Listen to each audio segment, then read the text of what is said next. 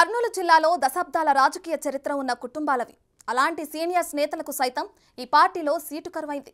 సీనియర్లను కాదని ఇతరులను కేటాయించడంలో ఉమ్మడి కర్నూలు జిల్లా వ్యాప్తంగా ఆ పార్టీ సీనియర్ లీడర్లు తెగ ఆందోళన పడుతున్నారట.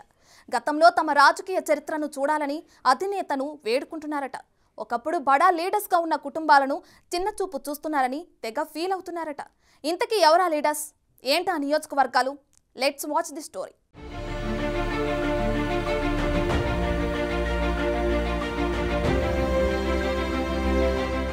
ఉమ్మడి కర్నూలు జిల్లాలో ఆ మూడు కుటుంబాల పేర్లు చెప్తే చాలు దశాబ్దాల రాజకీయ అనుభవం, పేరు ప్రఖ్యాతలు బోర్డులపై కనిపిస్తాయి.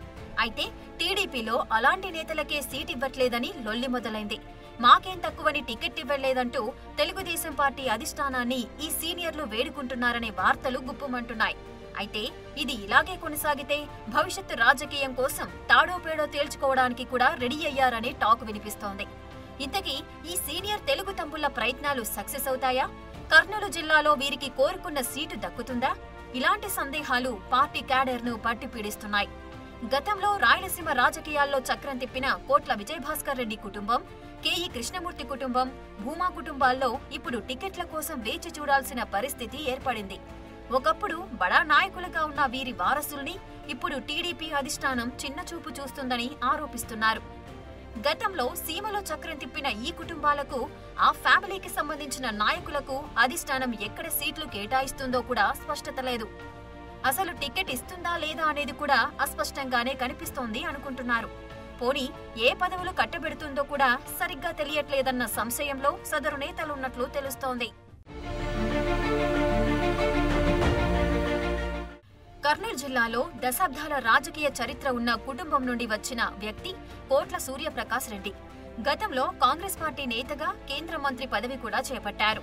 తండ్రి కోట్ల విజయభాస్కర్ రెడ్డి ఆంధ్రప్రదేశ్ ముఖ్యమంత్రిగా 2 పర్యాయాలు పనిచేశారు.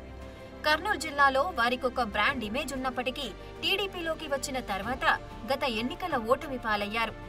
అప్పటి నుండి ప్రజల్లోకి రాకుండా ఇళ్లకే పరిమితమయ్యారు.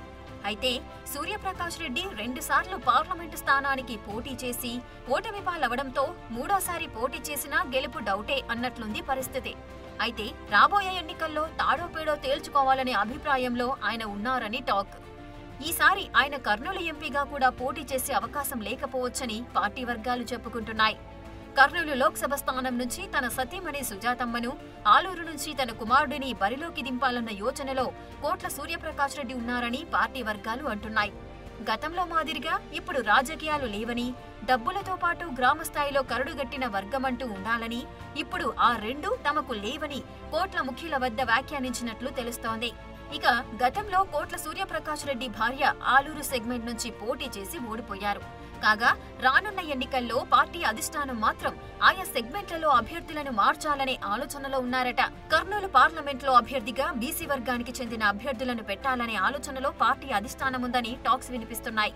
అయితే అధిష్టానం నుంచి ఎలాంటి ప్రకటనలు రాకపోవడంతో కోట్ల కుటుంబం కన్ఫ్యూజన్ లో ఉన్నట్లు తెలుస్తోంది. కర్నూలు జిల్లాలో మరో కీలకమైన నేత, రాష్ట్ర ఉప ముఖ్యమంత్రిగా తనకంటూ ఒక మార్కుని క్రియేట్ చేసుకుని ఒక బ్రాండ్ గా ఉన్న కుటుంబం కేఈ కృష్ణమూర్తిది. తెలుగుదేశం పార్టీకి డోన్ అసెంబ్లీతో పాటు పత్తికొండ సెగ్మెంట్లలో కూడా తెలుగుదేశం పార్టీకి కంచుకోటలా ఉన్నటువంటి నియోజకవర్గాలవి.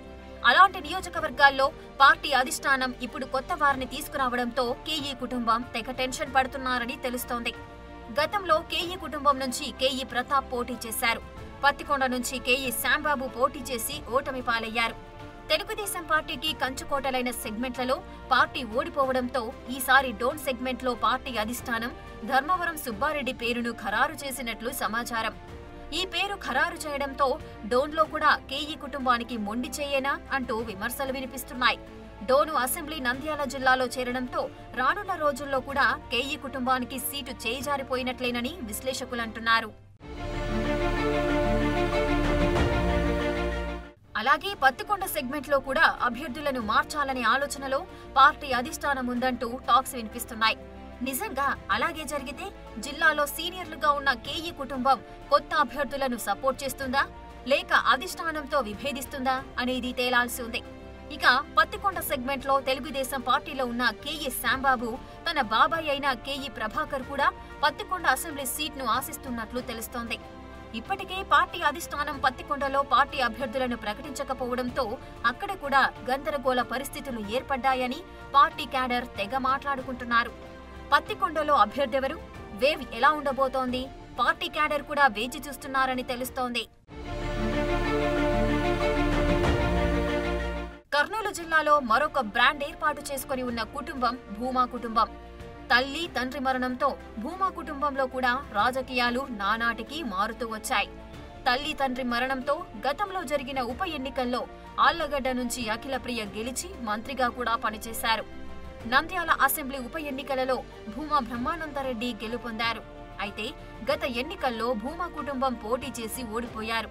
కాగా మొన్నటి వరకు నంద్యాల అసెంబ్లీకి ఇన్ఛార్జిగా ఉన్న బ్రహ్మానందరెడ్డిని తప్పించి మాజీ మంత్రి ఫరూక్ ను పార్టీ అధిష్టానం ఇన్ఛార్జిగా నియమించింది. నంద్యాల నియోజకవర్గంలో ఇప్పుడు ఫరూక్ పోటీ చేస్తుండటం ఖరారు కావడంతో భూమా బ్రహ్మానందరెడ్డి ఇప్పటికే పార్టీ కార్యకలాపాలకు కొంత దూరంగా ఉన్నట్లు తెలుస్తోంది. అలాగే ఆయన వర్గానికి చెందిన పార్టీ క్యాడర్ కూడా రాజీనామా చేసినట్లుగా టాక్స్ వినిపిస్తున్నాయి. ఇప్పుడు భూమా బ్రహ్మానందరెడ్డి ఏ నిర్ణయం తీసుకుంటారా అని పార్టీ క్యాడర్ కూడా ఎదురు చూస్తున్నట్లు తెలుస్తోంది. ఇక ఆళ్లగడ్డలో కూడా భూమా అఖిలప్రియకు సీటును కేటాయిస్తారా లేక తమ్ముడు జగత్ మౌనికలను పరిగణలోనికి తీసుకుంటారో తేలాల్సి ఉంది. అయితే ఇప్పటికే భూమా కుటుంబం నుండి ఒకరికే సీటిస్తామని పార్టీ అధిష్టానం స్పష్టం చేసింది. ఇప్పుడు ఆ సీటు ఎవరికి వస్తుందో తెలియక భూమా కుటుంబం వేచి చూస్తోంది. కర్నూలు జిల్లాలో ఒకప్పుడు చక్రం తిప్పిన కుటుంబాలే ఇప్పుడు టికెట్ల కోసం వేచి చూస్తున్న పరిస్థితి. పార్టీ అధిష్టానం కూడా వివిధ సర్వేలను నమ్ముకొని సీనియర్లను కాదని కొత్త వారిని ప్రకటించడంతో దశాబ్దాల చరిత్రగల రాజకీయ కుటుంబాల్లో కలవరం కనిపిస్తోంది. అయితే వీళ్లంతా పార్టీ నిర్ణయాన్ని గౌరవించి సహకరిస్తారా లేదంటే పార్టీ అధిష్టానం నిర్ణయించిన అభ్యర్థికి వ్యతిరేకంగా పనిచేస్తారో వేచి చూడాలి.